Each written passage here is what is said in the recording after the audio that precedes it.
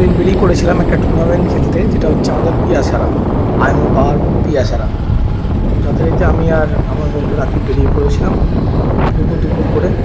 হয়তো যেতে আমাদের একটু লেটই হয়ে গিয়েছিলো, প্রচণ্ড গরম ছিল। সেখানে যাওয়ার পর আমরা দেখলাম খেলা চালু হয়ে গিয়েছিলো। ভাই ব্যাট করছে তখন।